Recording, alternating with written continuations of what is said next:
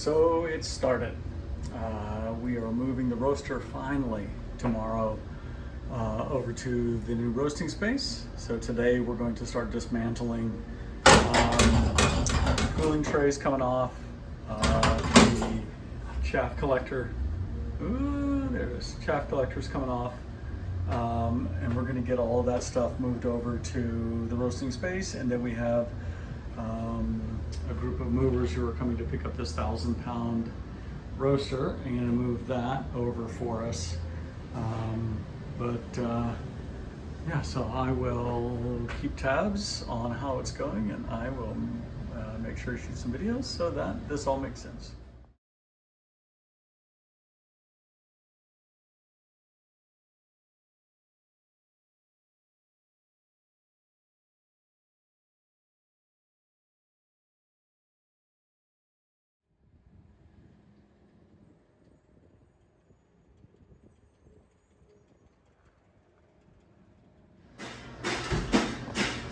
Okay, so yesterday we got a lot of the paraphernalia moved. We got the chaff collector out of there, the motor that was sitting on the floor, the cooling tray. That was actually the heaviest thing.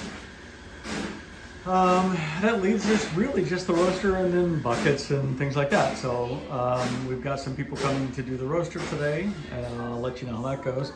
In the meantime, I realized I'm going to have to move this rubber floor, because even moving the cooling tray with things like with this little furniture dolly, the wheels just sunk into the rubber and they wouldn't roll very well.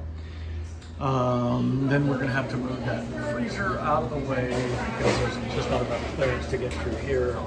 But other than that, yeah, I'm going to get working. This is the part that should have caused me trepidation, the actual moving. But I just wasn't worried. They looked like they knew what they were doing. Yeah, so I mean, I had to move the freezer. I had to, to move a lot of things, and they did a lot of this backing and forthing to try to get it out here to the driveway. Get the forklift underneath it. You can see that I've trussed up the control panel with those orange straps, trussed it up like a Randy Nunn. So they had planned, not just planned, but they executed it as well, lifting this thing up with the forklift. And the plan was to get it on the forklift and get it lifted and then strapped to the forklift so that it wouldn't go anywhere until we got to the next spot. So they got it on.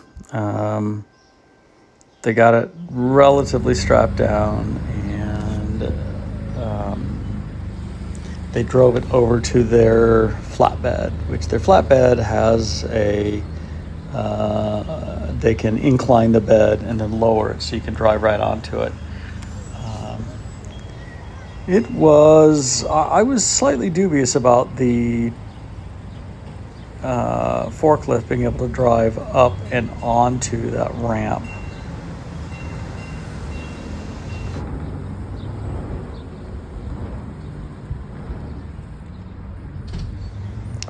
But they got it figured out.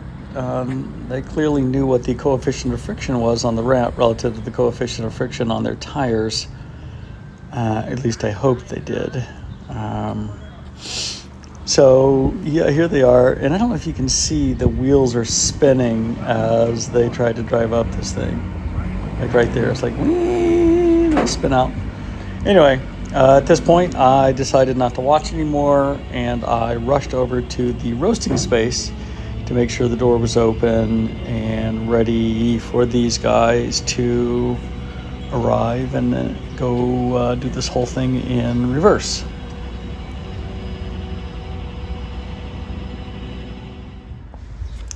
So here's the roasting space, which is still pretty dirty. We've got to mop this whole thing like tomorrow or the next day before the inspector comes on Monday. But we are going to take tomorrow and the next day to get everything set up once the roaster arrives. And hey, look, here's the roaster arriving. How about that? I did wonder, because when I'm looking at the top of the garage door and I'm looking at the top of the forklift, it was like I realized the forklift wasn't going to fit. It's really funny. It's like bonk right into the wall right there. But they clearly knew their business. Oh, down, there you go. Here. You can swing. Now.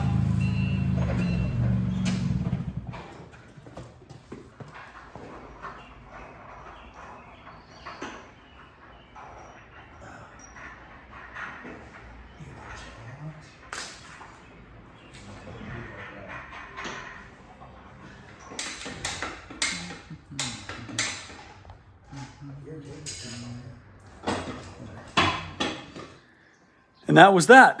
They got it in place. And as I said, tomorrow Mike and I will go in and actually it's today. We'll go in and get all the venting hooked up, make sure everything is copacetic, that the thing turns on and plugs in and blah, blah, blah, blah, blah. So that's good. And we are that much closer to roasting on Tuesday. So I'm going to leave you with a couple of pictures of before, what it looked like at the very start.